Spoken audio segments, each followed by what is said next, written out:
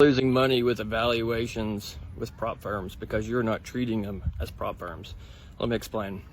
See, when people get an evaluation, they'll be looking at these things as, oh, okay, I've got $50,000 to trade with.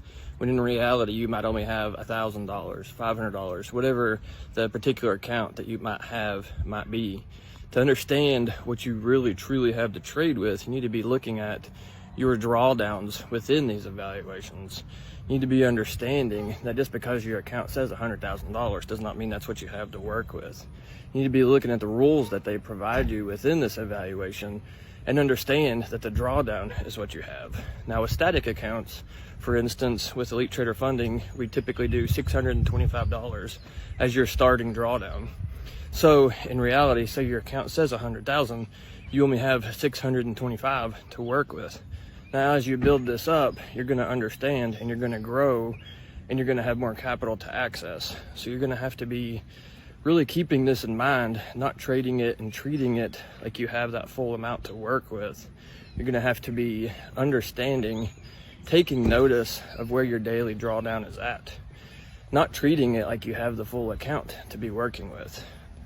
The reason that you are failing with these is that you're treating them like you have this full amount to be utilizing. So many people go into it thinking, oh, I've got $100,000 to work with. That is not the case. You need to be cognitive. You need to be aware of where your drawdown is at every single moment.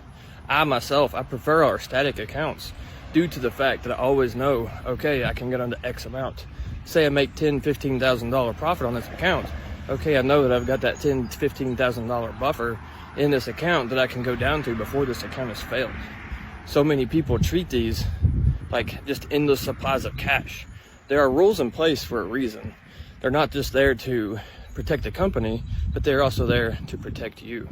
So as you're out there trading today, make sure that you are aware of where these things are, what your limitations are, and treat them as such.